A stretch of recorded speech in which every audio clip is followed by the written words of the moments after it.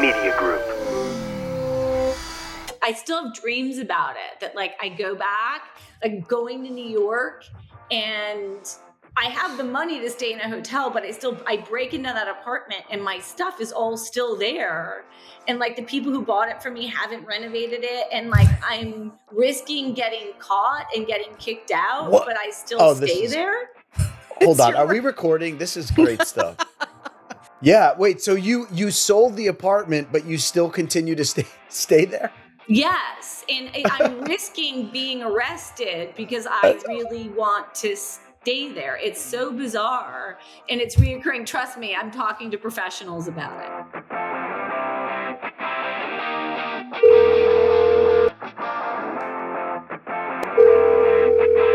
Hey dude, I think the 90s are calling.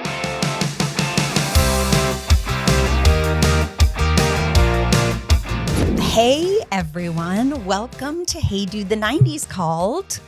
I'm Christine Taylor and I'm here with my partner in nostalgia, David Lasher. David, hi. Hi, Christine. Did you just come up with that, partner in nostalgia? I wish I did. I love it. I wish I did. We've got such brilliant people who gave me that little line, and I love our team. I gotta say, it's just so nice to be seeing you again on a weekly basis. This is so awesome. I missed it.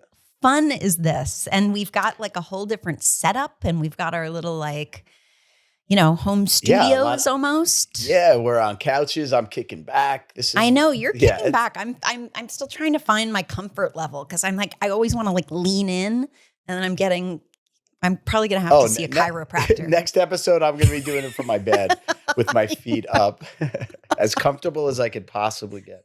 Exactly. I like your flower pillow though. I haven't commented on that yet. Oh, do you know Murakami? Yes, of course. Yeah. So at the exhibit, they were selling these pillows, so we got a bunch of them. It's very happy making. How have you been? How's the family and everybody? We are good. Family is good. Summer's on the horizon. Moving Quinn out of the dorm. That's coming up. Like, trying to figure out summer plans, all of that stuff, all while recording new guests with you. Awesome. So Quinn's going to get his own apartment? He is going to have he's going to get an apartment with a roommate. Everyone's on their apartment searches. So that's fun. And are you having everyone come home for the summer? Yeah. Casey's coming home tonight, and Hannah's graduating next week. So we're all going to New Orleans, but I might be seeing you. That's crazy to me. Yeah, Hannah's done with school. It's crazy. But Hannah got a job in New York at a financial firm, and Amazing. Casey got his summer internship in New York. So Jill and I are going to be spending some time in New York this summer. Love this. Maybe we'll do some episodes in person together. I've got 2 mics here. Yes, Let's for sure. Make that'd be use so of fun. it. All right, we should get to our very special guest, who tell me. It happens to be one of my co-stars from the 90s. And we ran into each other at 90s Con last month or something like that, a couple months ago. It was the craft reunion. There you have it. It was the craft reunion. And I sent Robin Tunney a text. And she said, I never do podcasts, but I'm saying yes to you. And so I'm very excited because she has endless credits from the 90s. But really, really excited to welcome Robin Tunney to our podcast. Should we start by just saying hi to Robin? Say hi to me. Do your intro. Let me see you work your magic. We're going to do our intro after you. Oh, okay. Yeah, but just imagine a really glorious intro. It's big, right? Big production, very polished, very flattering. All of my iconic 90s credits, which they just don't make movies like that anymore. Every movie I did in the 90s that was successful was like that low budget studio sized movie that they took risks with, because they don't make movies that are that size anymore. It's crazy. Empire Records was a low budget studio movie, as was The Craft, as was Encino Man. Like, they were these movies that do not exist any longer. It's kind of sad. Yes. Yeah. Well, now they're called indies, right? Well, they had indies then too, and those were really weird. And I did those as well. And like you could go and shoot a movie on film that actually looked like a movie and take real risks. I was in New York, and there was like a scene for that. There was like something for everybody. Yeah, and those were the ones that maybe never saw the light of day because they were not streamers. They were not. If it didn't get a theatrical release, it was going to end up on the video store shelf or something like that. Which wasn't that bad either. My wasn't goal that bad. in life, I lived in New York, and Kim's Video was this legendary video store on Avenue A, and there was one in the West Village, and they would parody movies. And I was like a struggling actor, and I was like, oh no, I've made it. If they make fun of a movie I'm in. Video stores were amazing. And there was also this thing about how it taught kids to sort of not have immediate satisfaction, because now your kid can be like, hey, put on Harry Potter, and Harry Potter is on in 30 seconds. But in our day, you had to ask your parents for a ride to the video store to see the movie you wanted to see, and it was more than likely not there, and you had to see something else. Right. Or I would rent the movie out. and I'd forget to return it. I'd have late fees piling up, or the rewind fee. Remember that? If you didn't rewind it, they charged you. Be Kind, Rewind. That was another movie. That was was a movie. That was a movie, wasn't it? Yeah, Be it Kind, was Most Rewind. Def. It was Most Def, and it was that French director who'd done Eternal Sunshine of the Spotless Mind. It was like a crazy art movie. Yeah, right. I had a very weird experience with Most Def. I did this movie called Hollywoodland. And it was a period in my life where I had nothing going on. I had no children, nothing. And it was invited to the... What year was this? 2005, maybe. Okay. And it was Ben Affleck, Adrian Brody, and Diane Lane, and Bob Hoskins. And it was invited to this film festival, and I was the only one willing to go. I was like, a free trip to Dubai with a guest? Of course. So I go to Dubai on my first class ticket, eat everything I can on the plane because I can't believe it's all free. They give you a room.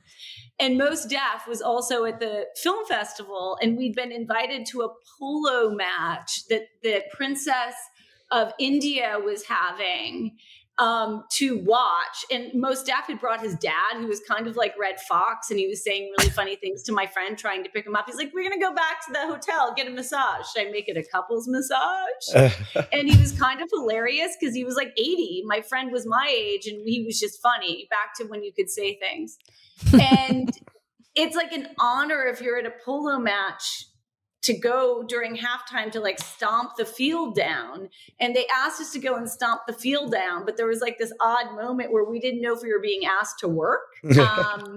And there were other moments at the film festival. Oliver Stone was there, but everybody was very disappointed because I was not the famous person in the movie. They really wanted Ben Affleck to be there. There was a premiere and I was alone on stage. We've all been there. I took the free trip. Here I am, first class all the way to Dubai on Emirates, where you get your own shower, right? Exactly. The things we'll do. All right.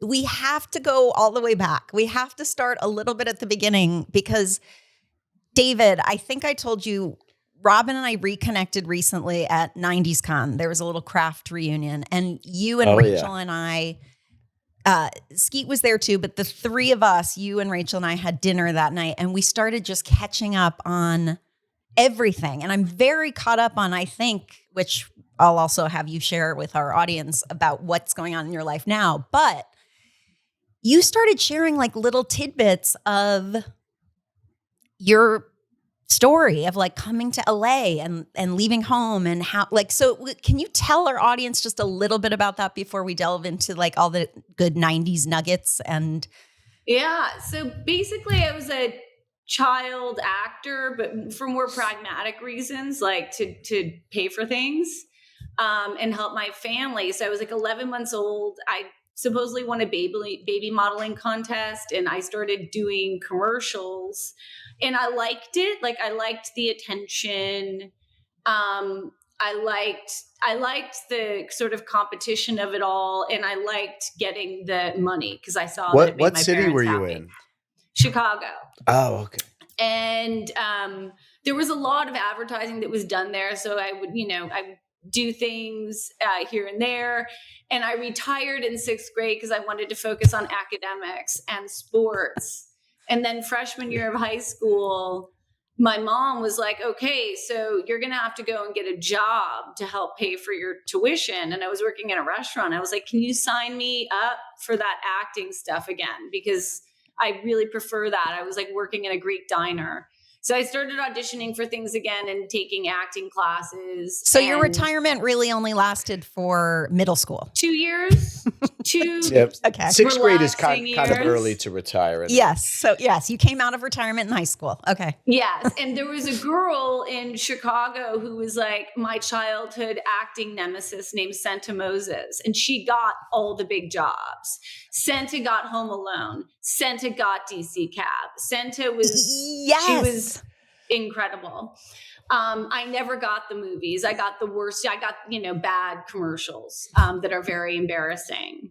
And I came out to LA alone when I was 18. And I think I had $500 and I had like a used Mustang that was a terrible car.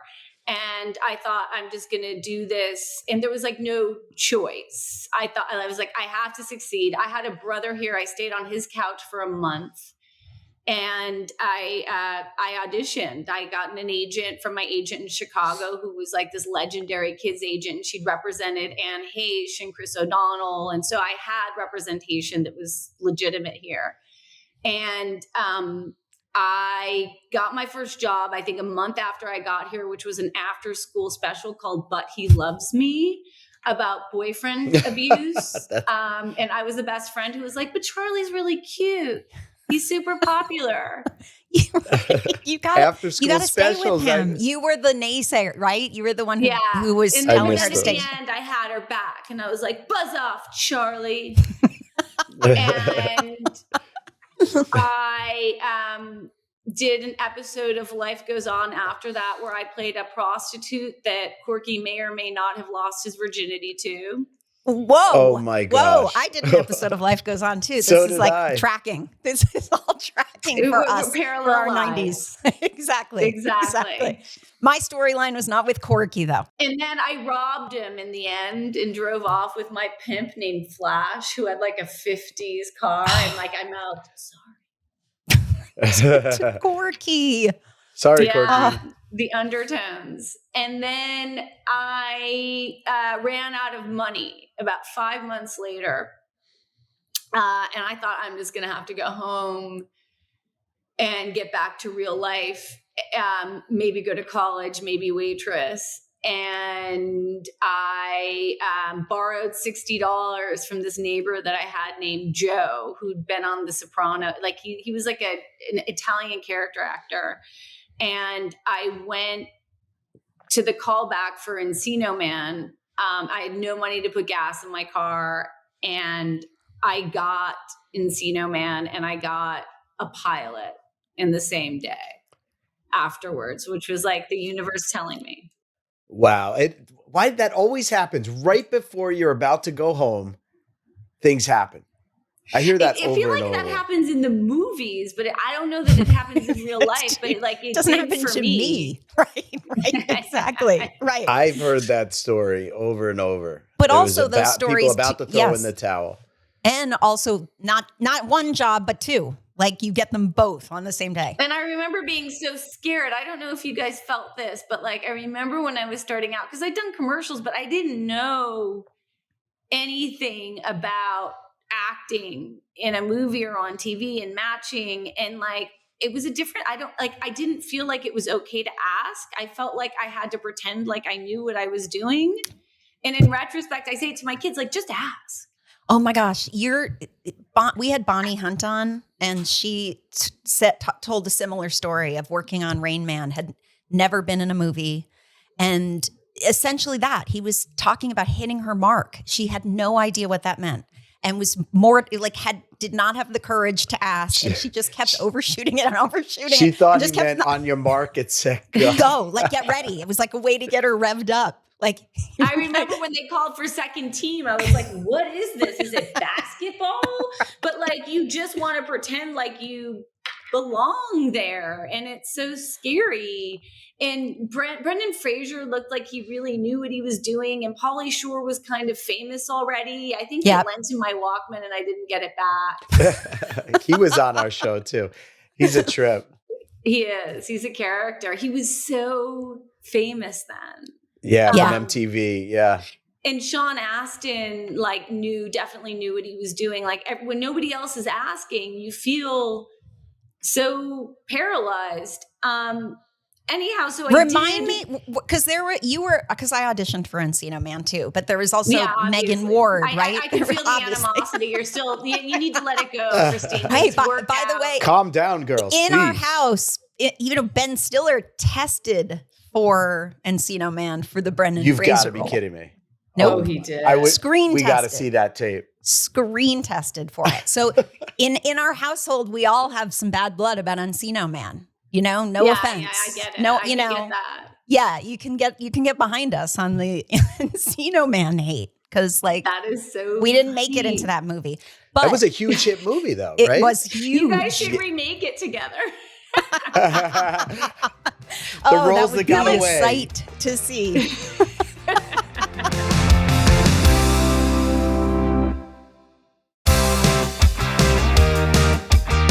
Oh my God! Wait, so. Did you feel like when you did that, you were learning as you went along, and by the end, because there is that feeling of imposter syndrome of what am I doing here? I just want to pretend like I know what I'm doing. And by the end, did you feel like you kind of had your footing? No, I still don't. I still hate starting everything. And I still feel like I need to, I have things to learn, and it still doesn't feel good to begin anything. But I had this interesting, I felt like LA was scary to me, and I didn't feel any sense of community. And my mom, I remember calling her and she was like, Robin, you get coffee at the same place every morning, you'll make friends. And I went to coffee at the same place every morning and never saw the same people. I didn't make any friends. And I ended up moving to New York because I really felt like I wanted to have a sense of community. And that was a great gift to me because there was also less work there. So I felt like the actors felt more connected because it was so hard to be there.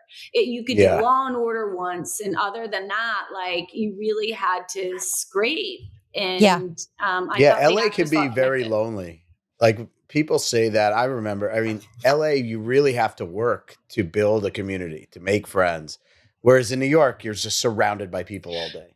Yeah, and I think the actors are really nice to each other. They see you and they give you a nod, you're in my tribe. Right. We're doing this together. We're gritting, we're grinding our way through this together.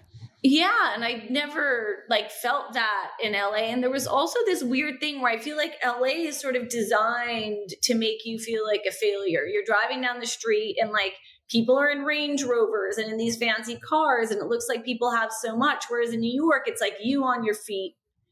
Nobody sees where you live. I don't know. It just feels like a different, even level playing field. And I think it was really good for me. I would go to the movies and, see European art films, and I had friends that did different things, and it was the 90s in New York. Let's get back to that. That was kind of amazing. I had an apartment that was in the East Village. It was $600 a month. You could survive off a slice of pizza for $1.50. Yeah. There was a bohemian scene in New York City that was so fun, and all these people who'd gone there to pursue different sort of creative dreams. For sure, yeah. We miss New York. New York is so expensive and so, I don't know. It's a different place than it was. It's so finance, bro. Now you're really? Why are all these tourists going to shop at Victoria's Secret? Don't they have that wherever they came from? At any mall across the United States. That $600 apartment is probably $6,000 now. Oh gosh. I went back and did a play in New York, and I ended up buying that apartment that I rented when I first moved to New York, and I lived in that apartment. That's so cool. Wow. I know, that was my New York story. It was after I did The Craft. And my landlord had developed the building, and he was like, I want to sell the apartment. I was like, Jerry, I've got dreams. I want to live in the West Village. I want to make it. Like, I'm not spending the rest of my life in the East Village. And he was like, I like you. I'll give you a deal. So I bought that apartment. I'm the only person who ever lived in one apartment in New York the entire time I was there for 10 years. Oh, that's a great story. I still have dreams about it, that I go back, going to New York, and I have the money to stay in a hotel, but I break into that apartment and my stuff is all still there. And the people who bought it from me haven't renovated it. And I'm risking getting caught and getting kicked out, but I still stay there. Hold on. Are we recording? This is great stuff. Yeah. Wait, so you sold the apartment, but you still continue to stay there? Yes. And I'm risking being arrested because I really want to stay there. It's so bizarre, and it's reoccurring. Trust me, I'm talking to professionals about it. This is a recurring dream. Great. This is the dream. Clinging to the glory days. Oh, in the apartment. This is another 90s tidbit. So when I was living in New York and having this bohemian experience, I was really good friends with Harmony Korine before he made kids. And I would go to the Cube, we'd skateboard, blah, blah, blah. And he wanted to make this movie, and I'd sent it to some people, and I auditioned the actors for kids. I was the reader. And then they shot the party scene where Chloe gets raped in my apartment in New York. Stop. Oh my God. The movie Kids. That was such a good movie. My apartment. That was your apartment. And did you just let them use it for free, right? No, I think that they paid me $4,000, which was a lot of money there, but they shot there for 5 days. That was a long scene. And there were a lot of extras in your apartment. Oh, that was a big but also party. Those kids were in my apartment anyway. So it was just, and now there were 20 movie cameras. Yeah, I'm sure my neighbors were thrilled. Jerry still wanted to sell me the apartment. It obviously didn't give me that bad of a reputation. And who lived below me was Leor Cohen, who'd started Def Jam. He was the neighbor below me. Oh my gosh. Def Jam Records. Wow. When you moved to New York, like you said, it was after The Craft. So it was before The Craft. It was before The Craft. It was okay, after so did you Encino Man? It was after Encino Man. So did you have a little bit of money that you didn't have to take any side jobs, or? I did voiceovers, and I think I did coat check at this place near Lincoln Center that was it was called Le Meridian. It was a restaurant that was downstairs. It was lean. Because there wasn't as much TV work in New York there were no after school specials or the things to sort of get you through. I did do Law and Order, where I think I was assaulted on the Verrazano Bridge. That's the rite of passage for any New York actor. Your New York actor cred, you did a Law and Order. Exactly. And I would audition for theater, and I always got offered the understudy. And then I did Empire Records. So tell us. Everybody. Yeah, iconic. David, did you audition for it? Because I definitely auditioned for it. I don't remember, but I remember at the time it was everybody, all the young actors were talking about it, and it was a cool kid cast. I knew Ethan and Liv Tyler was in it, and Robin, and tell us about getting that role. Yes, Renee, exactly. Right.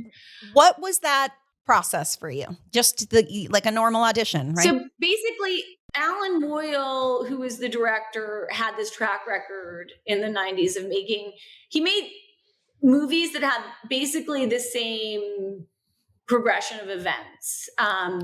They always started out with disenfranchised youth There's something about, something about capitalism. And then there's a big party at the end. He made up Pump Up the Volume with Christian Slater and Samantha Mathis, which was the biggest movie when I started. I wanted to be her. Oh my God. Didn't we all want to be her? That I remember that scene with the camera going around and then kissing and her taking her top off. Like, I just remember it was she took her so top sexy. Off, I was like, she was so brave. I was like, my God. So, she was the incredible. Coolest. Yes, she was the coolest. He'd made this other film that was called Times Square, which had a similar thing. And at the end, they're on a rooftop having a party. So everybody wanted to be in his film. And he was this very eccentric guy. And his audition process was like, let's just hang out. And he would have these parties at his loft. And I think he was somebody who had a hard time saying no to anybody. And like everybody thought they were going to be in the movie. And I felt like if I got this film that like my life was going to open up. And I did after a very long period. And I remember going across the street there was a bar called 2A, and my agent had called and told me I got it. There was no internet then. There was no social media. And I was alone, and I walked across the street and I went to the bar and I went, drinks on me for like everybody here. And I bought drinks for like 8 people in 2A and drank with them to celebrate. And then I went to go do the film, and there was like this month rehearsal period. And where'd you guys shoot it? In North Carolina. We all lived on the beach. We were parties every night. Alan had us doing Pilates and writing journals for our characters and like bonding. It was so fun. It was something they would never do now. And then we did camera tests, and Alan called me in and he said, New Regency, they want to fire you. They think you're too attractive to play somebody who would kill themselves. And I was so angry. I was like, wanting to kill yourself has nothing to do with the way you look. It's like the way you feel inside. Like, this is so crazy. I don't understand. And he was like, it's not me. I mean, they just think that you look like pretty. And there was a party that night on a boat. And I was with my friend Diana Miranda, who was married to Alan Moyle at the time, and she was playing a small role in the movie. And we were doing tequila shots. I thought I was getting fired. And all of a sudden, we both were like, what if I shave my head? And I went and found Alan. I was like, Alan, do you think they would still fire me if I shaved my head? He's like, you'd shave your head? I was like, absolutely. I would definitely shave my head. I just wanted to keep the part. And so I shaved my head in a scene. Yeah, you did it on camera, which was crazy. And I rewatched that scene. Yes. Of you so it was cutting like your one hair. take. That's your hair. You shaved it live in a take. Yeah, it was the AD was shitting his pants because it was on film. Like there was they're doing it again.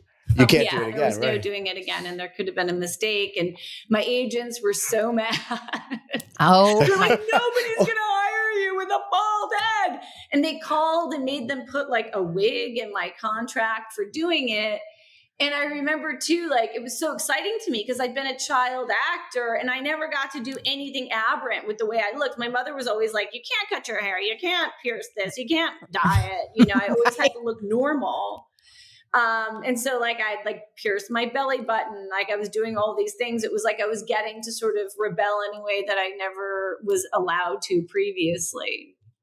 It was amazing to watch. I rewatched it, that scene especially. I watched a lot of the movie yesterday, and it honestly, because at the time when the word got out amongst everyone that Robin Tunney's shaving her head, like, and I don't even know if we knew that you shaved it on camera or not, but it was so brave and so bold. And I watched you in that scene and you're so good. First of all, you're so good. I want to ask you after we talk about this of just, just because you were a child actor and obviously didn't really like study in that way, but you just have such a depth and I just feel like when I look at your work, and you're so subtle too. The moment that you pull that hair and you start cutting, and there's something that lights up in your eyes of just like the freedom. And obviously it's the character, but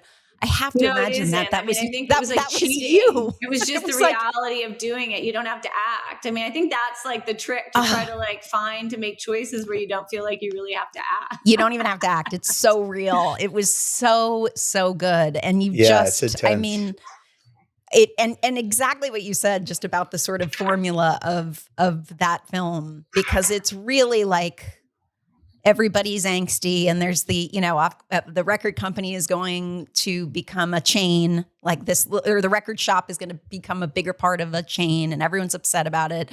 And there's money, and then there's music throughout.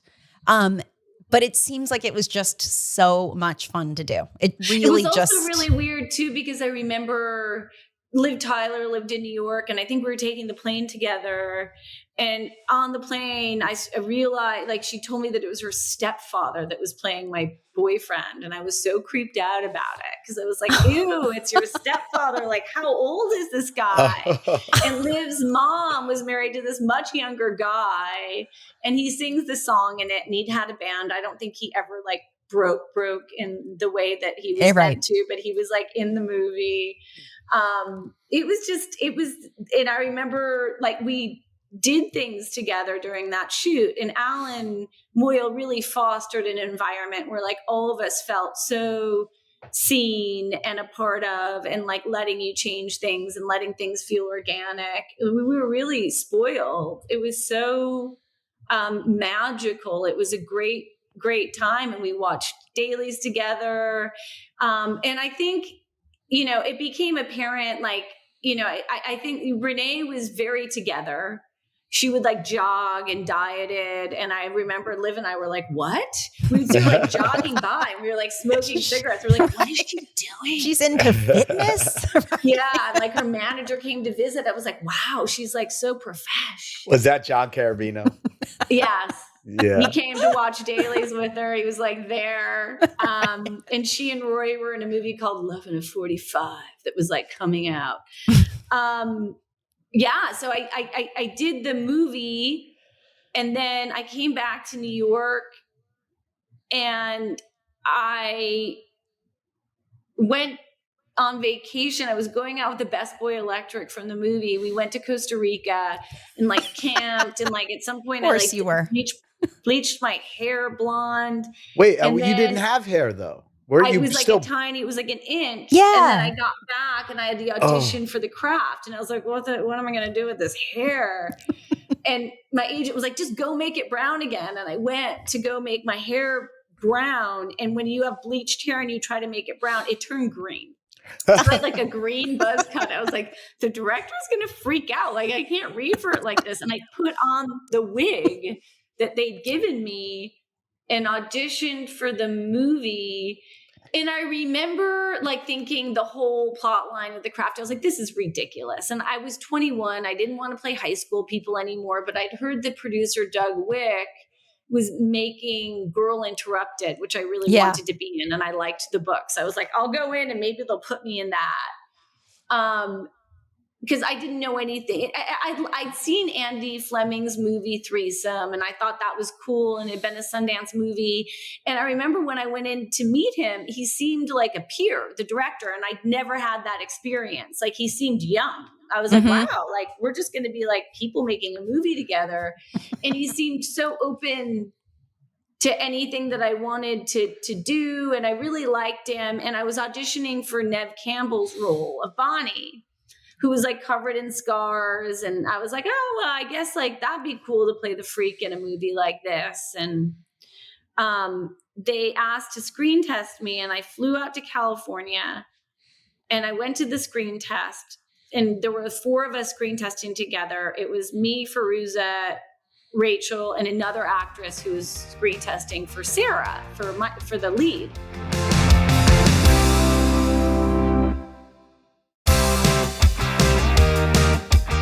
And we did the screen test, and Fairuza, in perfect Fairuza form, did not have a ride home. And I was driving a Lincoln Town Car rental car, and it was pouring rain. And she said, can you give me a ride home? And we were driving home. I don't know if she would admit this. I was driving her. She was staying in East Hollywood on Wilton somewhere. And she was like, we need to get out of this movie. It's going to be terrible. She's like, I'm not doing this movie. Like, it was terrible. So negative. And I was like, Feruza, we signed contracts. We can't get out of this movie. She was like, you can sue me. I don't have anything. And I was like, maybe you can get sued. I can't get sued. And she got out. She was like, nah. Oh, see ya. And I was like, oh my God, she's not doing this movie.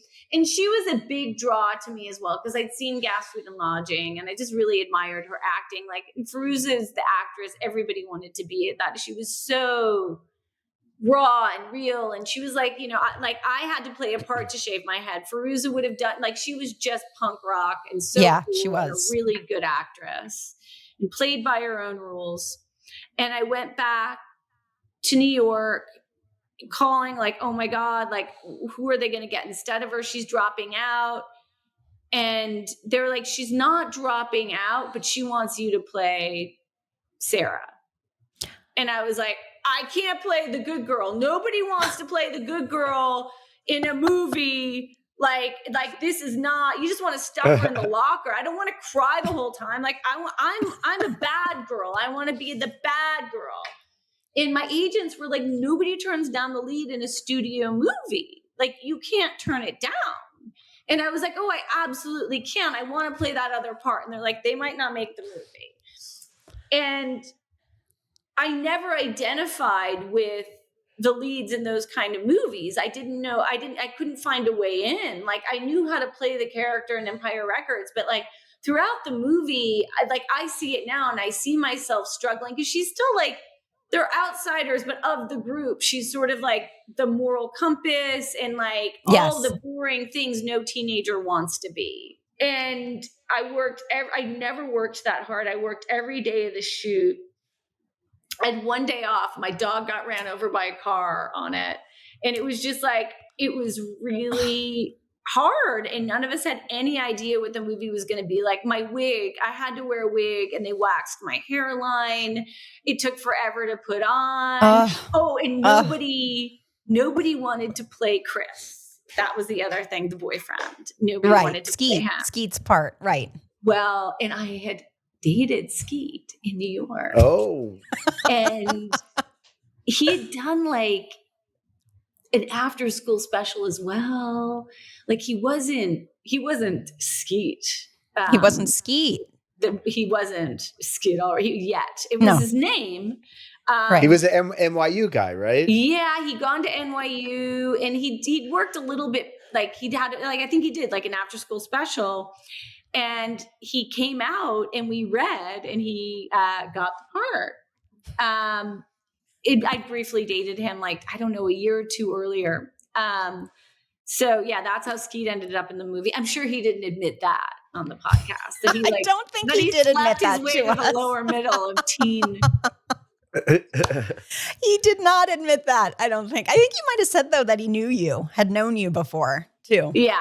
But I told you, I mentioned it on the panel, I think, that we did, that I auditioned for Sarah. You know what? This is all building up. I'm going to let you know, I did audition for Zoolander and didn't get it. Oh, just so you know. Here we go. Just so you know. Talking about, just so you know, I've lost to you. I'm really glad to hear that you lost one role to me over multiple decades, when I lost many to you, Robin. But wait, hold on. Christine, you still got the movie. You guys still work together. I know. Well, that's what I was going to say. No, it's a happy ending.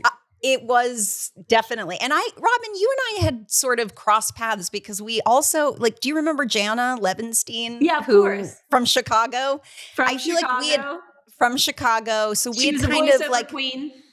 She was the voiceover queen. Oh, exactly. right. She was my roommate at the time. And I think you and I had crossed paths a couple of times just being out where Jana knew you. And so we would see each other every now and again. But I feel like that experience on that movie, and I said it to Rachel and I said it to you guys, like, no idea. I just remember it being like the witch movie. It was sort of like the teenage witch movie, that it was going to be dark. It wasn't going to be like Sabrina the Teenage Witch, or like the but lighter. I also don't know if people were vying. Like, I think it was a real underdog. Like, I don't think people really understood what it was. I don't think I understood what it was. And I certainly didn't think that like it would become this sort of seminal teen movie that people watched for like generations and decades. Like, it's so weird. I had no idea.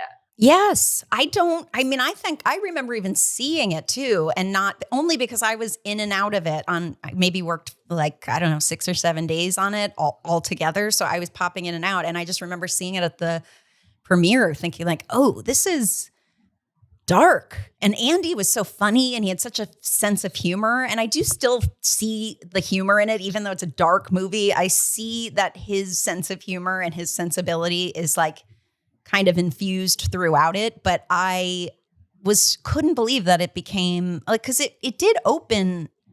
I didn't remember this, but Rachel's, yes, I couldn't. That's so cool. I had no memory of that. With all female cast, like, remember the movie Heathers? That was probably right before that. It was The a few Craft years earlier, and yeah. Clueless, and the 90s really had these teen movies that really featured strong female characters that weren't big, huge stars. Either. That was the thing. That's what you talked about a little earlier. Is those movies, people took chances. There was no above the title kind of star in that movie, right? Karina Longworth, who's that like sort of film historian who does that podcast, You Must Remember This. She's married to Ryan Johnson. She did a whole thing. Like, it was like this idea that Hollywood discovered that teens made money. And it was this whole new sort of market where studios were like, oh, these young people will go to the movies, and they want to see movies where they see themselves, because it wasn't something the decade earlier that there was much of. Like, it started like, but in the 90s, they started to realize that like there was money there, and you couldn't have names because the names they were doing sort of more high end. I'm trying to think of somebody who would have passed on The Craft. Oh, Andy Fleming told me that Kate Winslet auditioned for The Craft. And I was like, oh my God, are you so upset you didn't get her? Like, I'm sorry. Like, can you go back and ask her to do it again? Right. Let's see The Craft with Kate Winslet. With Kate Winslet. I mean, it would have been a lot better. No, but I think it's also interesting that it became this movie that was like an iconic queer, like, because people will be like, oh, you made it okay for me to be queer in high school. And there's not a queer character in it. But what I think is so interesting is that Andy's queer, the director, and like somehow that permeated, like it felt people. And he was one of the first, like he was out before any other directors. Yeah, I was going to say that too. I was going to say like he was out, and he was so who he was in his own skin. And at the time, I don't remember many. And like you said, also felt like a peer. He was not that much older than us, if no, much, he had a baby face. He had that bull haircut. But it was so, I don't think like, certainly like, I don't think, what was the name of the director who we know now is queer, who did Batman, and Joel Schumacher. Like, he wasn't out. He wasn't out in interviews. Like, it was still a really homophobic time, and there were no I mean, look at how hard it was on actors to be queer. Like, it ruined Dan Heche's career. Just like the idea now everybody's like, it's such a different time, and thank God.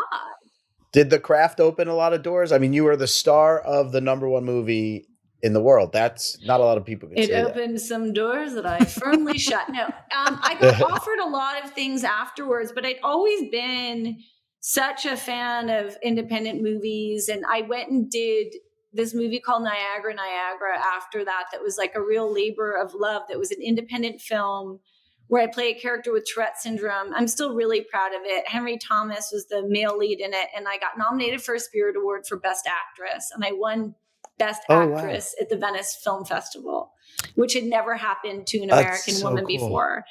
And then I thought that the roads were going to be paved with gold. I was like, I have like box office credibility, and I did this independent film, and I did a series of movies. Like, if I'm totally honest with you, like I did a lot of studio movies that were big with like big male stars, but I didn't know how to play the characters. They were like these women in peril. Again, it was like this thing of like, I didn't know how to find a way in and do character work with those kind of women. I was just sort of at sea. We're talking about like end of days and Vertical Limit. Yeah, I didn't know. And Vertical Limit too. Like there would be, I would go for 2 months without doing a scene where I spoke, except for grunting.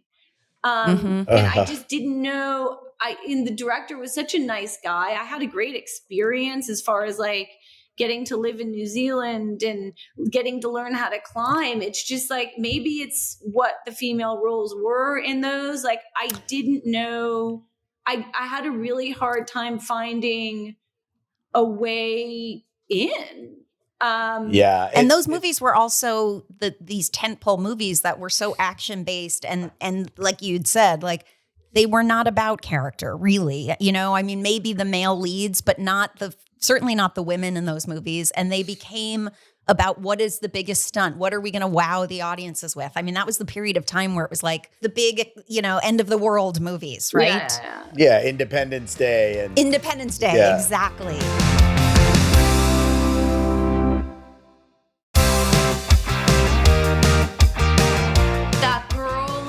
In iCarly that wrote I'm Really Glad My Mother Died. Yes, Jeanette. Oh, yes. McCurdy, yes. She does a podcast that's really interesting. I haven't listened to that. Yeah, I want to listen to that because I feel talented.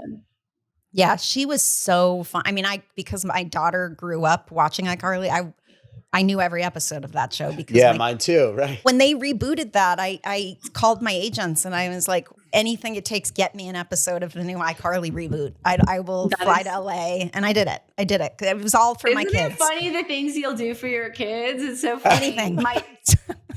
My daughter loves Gabby's Dollhouse, and Kristen Wiig is like doing a part in the Gabby's Dollhouse movie. And I was like, Kristen, Colette's just beside herself. Like, can we come visit can we do something? This is a really big deal. Are we back? Are we back? We're back. We're back. We're back whenever we say we're back. We're back. All right. So from doing lots of different indie movies and really cool things, we move ourselves sort of into the 2000s. And, and this is the thing you talked about. You made choices when you were because I would imagine coming off of The Craft and Empire Records, even though it wasn't as like big a movie or, as seen, that you were starting to develop a name for yourself. And were you getting offered like pilots and episodic TV and things like that during that period of time that you were turning down in order to find the cool indie roles? A lot of like movies or I got TV shows actually like bizarrely like before The Craft that I didn't do. And I was offered a soap opera like my senior year of high school. And I was like, I don't want to be on soap operas. I don't watch them. And I had a much easier time saying no before I had any money, which is really interesting. Like it didn't feel, and I didn't grow up with a lot of money. But once you start making money, you kind of need to keep making money. You get scared. I mean, I was like very much of the like mind that I could end up living in a cardboard box underneath the Hollywood freeway. Like I didn't feel like, I think there's people who like, maybe depending on how they were raised or what's going on, they feel like the universe is going to take care of them and like something's going to come. And I never felt that way. But I always loved independent movies and I wanted to be a part of them. And I have like had a great life. Like I did these little movies with Alan Rudolph and, I did really interesting sort of small things. And then I started, I always got offered TV and then I didn't take anything until Prison Break, which I didn't want to take because it was to play the lawyer who wants to get them out the legal way. And I called my agent. I was like, by virtue of the title Prison Break, I'm going to be ineffectual and this is not a comedy. Nobody's going to like this character. I loved that show though. I was one of, I bought into it. I really liked it when it was on. I have to admit. Yes. And you were great on it. And yes. We shot in a real prison and the prison was not that far from where I grew up in Chicago, where I would just like drive down the street and say, I'm never going to live here when I grow up. Like, I'm going to go someplace else. And I was like driving down the same streets to go to a prison and shoot. And I was like, I gotta get me out of here. And I came back and I did the Mentalist in LA for 7 years, where I solved crime every week playing a cop, which was really strange because like, whenever I would see like a cop arresting somebody on the side of the road, my sympathies would automatically go with the criminal. I'd be like, that poor guy. It's like the worst day of his life. Yes, me too. Always. Why do we, that is like a knee-jerk reaction of like that. No, it's like a Rorschach test. It says something about you. Because there's some people who are like, that cop, he's out there saving. I'm afraid when I see a police officer, I assume I've done something wrong. It makes me nervous. 100%. Me too. I'll go into a fight or flight. I'll cry if I get pulled over for like somebody's like put a kilo of coke in my trunk somehow, like that ended up there, and I'm gonna like end up in jail. Like the idea of being in jail is terrifying to me. I never want to go to jail. So that was a challenge to like play a cop, and it also felt that I'd never played anybody before the mental. I mean, I did like I was a lawyer on Prison Break, but very rarely in court. But to play somebody who had a job felt like a stretch too.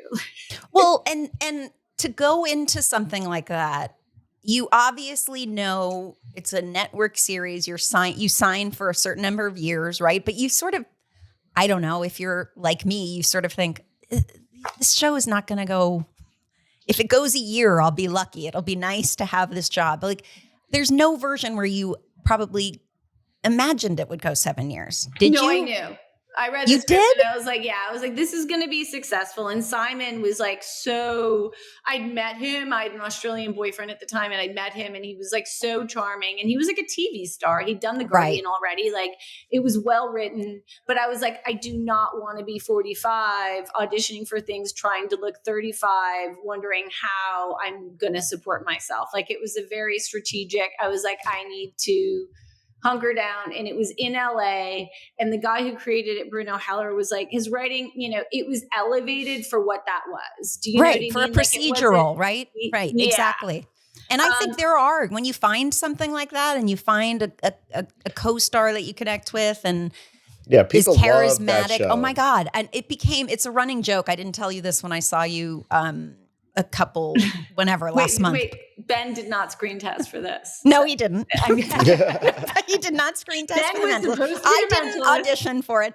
But no, it's literally the show that my mom has seen up and down, inside and out, every episode, because there's like a safety in it. She's like, I find Simon and Robin very peaceful to watch. I can't do Law and Order. It's too scary to me. It's too real. It's too like, I know those are real stories that they use. Like there's certain shows that, and that's, I think, why some of those shows, those procedurals are so long lasting and effective with audience members. Cause I would come in and I would say, Mom. Definitely like a mom. He was like every mom's crush. It got to the point where, like while we were shooting it, like I understood like physically what his type was like. And if there was an extra who was anywhere in that ballpark, I'd go up to them and be like, hey, can you ask Simon for an autograph? And when he starts signing it, say you want him to make it out to your mom. And he would do it all the time. And he would fall for it every time. Or he'd be like disappointed. My mom did love that show. Yeah, everybody's mom loved it. Was because then in syndication too, it's just still, it's still The Mentalist. It's you're all over the place, my dear. It still exists. And then I had my kids, and it was like so lucky to be in a position like I can't imagine the stress that actors go through of needing to book something so they can put food in their kids' mouths, because it's hard anyway. It's hard when it's just you. It is such a struggle, and like you're always starting over again. And as a parent, I just feel so lucky that it's not like, oh, if I do audition for something, or my back's not up against the wall as far as what I have to take, or then that I don't have to leave them, because nothing shoots in LA anymore. Nothing shoots in the country. How old are your kids? I always joke around that they should put the fertility doctor in jail. I have a 5-year-old and an 8-year-old. That is not that crazy. You were saying that it's not that crazy. Crazy. I look around. I always joke around that I have age dysmorphia because I look around at the moms in the class and I'm like, they're around my age, something like my age. Yeah, they're not. But I honestly feel like the way you told the story of meeting your husband and finding this chapter of your life when you least expected it, like it was something that I and the way you talk about it and the love of, being a mom and being able to be a working mom and how you're juggling it all. Like you and Rachel and I talk and we had good, great conversations about being women and this period of time in our lives. And, my kids are older. Rachel doesn't have kids. We all just had this great conversation. And I just loved the, I don't know. I think how much you cherish it. I could hear that. Yeah, no, I absolutely love it. And it's such a privilege and it's so much fun. And in ways I was a late bloomer. I love being with them. Now there isn't anything I haven't done. On a Saturday night when I'm in with them and we're playing Uno, or my son cannot play chess, which is less mind numbing, but it's there's no place I'd rather be. Cause I've been to the party. I've been on the trip. I've been on the yacht. You've flown Emirates festival. I've flown Emirates and, and gotten drunk with Oliver Stone in the Middle East and, hung out with Richard Gere and talked about Buddhism. I've had the experiences. Check the box. Check those boxes. There's no place I'd rather be. And I also feel there's something incredible in that you reparent yourself. Do you know what I mean? So there's these experiences I have with my kids. I'm washing my daughter's hair. And I was oh, nobody really, I don't remember anybody washing my hair before and reading them books before bed. And it's just, it's such a gift and they're so funny and they're growing up in a world that's so different than the one that I grew up in. And it makes everything, the holidays now mean something again. And my daughter this morning was it's 4 more days till Mother's Day. She just loves any holiday. We have Easter. She loves the decoration. So it's so fun. It's so fun. Oh, you sound like an amazing mom. And you're so right about reparenting yourself. You can, correct all the things and make their childhood everything that, maybe we didn't have. That's awesome. And they do keep you hopeful and optimistic because, I feel the world is terrifying right now. And but I'm choosing to believe, in a better future and to believe that and not be nihilistic because of them. To be a patriot and what it means to be an American and sort of not take these sort of lower roads or feel overwhelmed or negative about the world. Everything has more meaning. Yeah. And it also takes you out of yourself, right? It's you have these things that you can immediately be of service to every single day and not think about yourself. That's what I loved about being a parent at first. And then what happened? Then when they start to have very strong opinions and they get driver's licenses. I have a 15-year-old daughter. I'll just say that. Yeah, I'm still my son holds my hand in school and I'll have his arm around me. He's like, could you chaperone the field trip? I'm I'm going to go every time while you still think I'm cool. I am going to do this every time you ask or when they want to be held to go to sleep because I know it's going to come to I know an it's end. fleeting. It's fleeting. I know. And, in those early years for us too, it was you never think that there's going to be a time where you don't have a kid in the bed with you or you're laying down. I mean, I heard a parent the other day say, I was a little late because I did the thing where I thought she was asleep and I did the sneak out of the bed and it turned out she wasn't asleep. So I had to get back in the bed. And that you do that. And then it's just one day it's not there anymore. And I miss it so much. So one day they're screaming, "Get out." I said, "Get out." I'm on the phone. I know it's coming. And like, I know that no parent escapes those sort of, but from what I understand, they come back. Oh, yes. Yeah. They do. And the boys, there's something about the boys with their mamas too, I think is a very special bond. Yeah, I just really hope they don't want to be actors, but it's out of my control. Well, not nowadays. You and I talked about this. I love my life. This business has been so good to me. Like I've said, like I've been everywhere. I have this, enormous, beautiful life. And I see like my kids go to school at UCLA Lab where like a lot of the parents are like surgeons and like different kinds of doctors and professors, like who don't, it's amazing the life I have. Like they like, it is not a meritocracy. Like they work much harder than I would ever have to. And the work is so much more meaningful, but we have this incredible, like it's given me this incredible life that's been interesting and never the same. And like, I wouldn't have chosen anything else. But having said that, for my kids, it's like a hard thing where I'm like, oh my God, everything's like the Hunger Games now, getting into college, like getting a job is so much more difficult than it was in the 90s. It was in the 90s. Bringing Full us back circle. to the 90s. How's your first podcast been? How are you feeling about it? It's been amazing. Right? Do you feel like now you're hooked? Now that's it. Sign you up for every podcast now that's ever asked you? No, because just be selective. There's other things I need to do. It's just you, Christine. It's just you. us. I'm going to keep it at this. We're so honored. So everybody, they better record this because it's never happening. Yeah, again. that's it. This is it. It's a one-off, folks. You heard it here honored. first.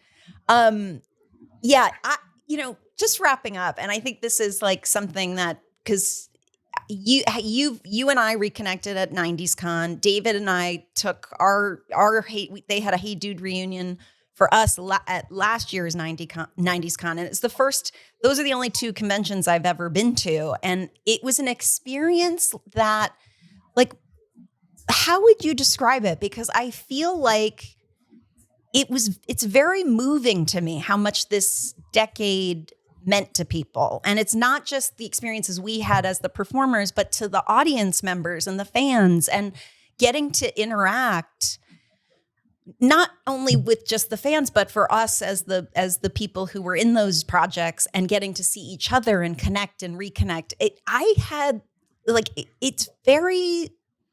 it was just going to be a little more silly, and it hit my heart very deeply. Yeah, it's really moving. I mean, I think going back to what I was saying, like, oh, these people are like doctors and they save lives. I think that it's really easy to diminish the work that you did and say, oh, like that was a silly movie about witches, or like this was this thing, it was like a record. So it's kind of silly.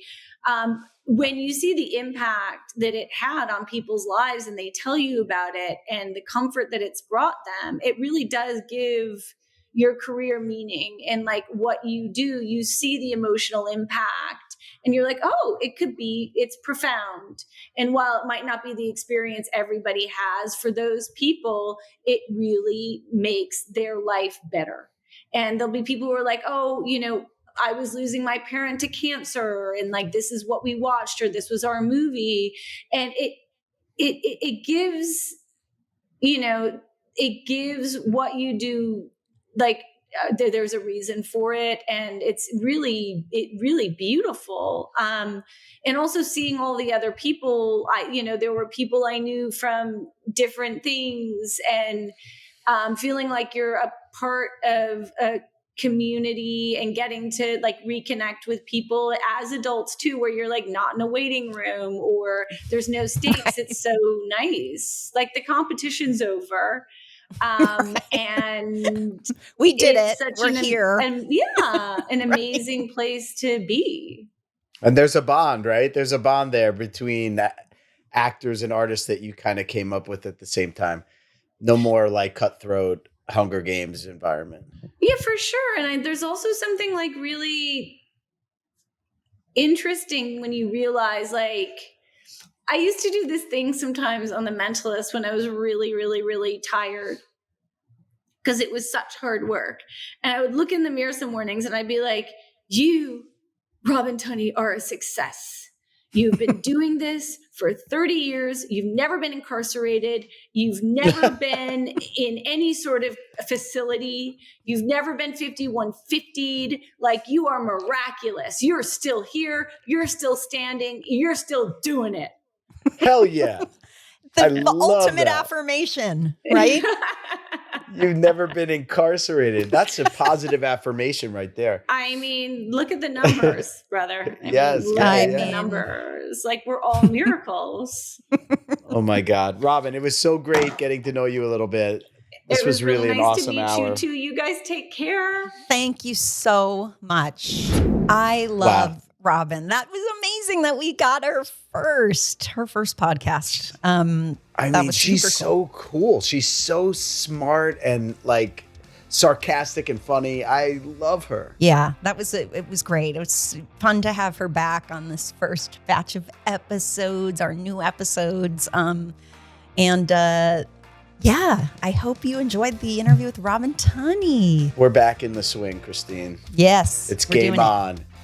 All right. Well, thanks for listening, everybody. Please follow us at Hey Dude, the 90s Called, and watch us on YouTube and subscribe anywhere you get your podcasts. And feel free to share these episodes with a friend you think might like to go back to the 90s.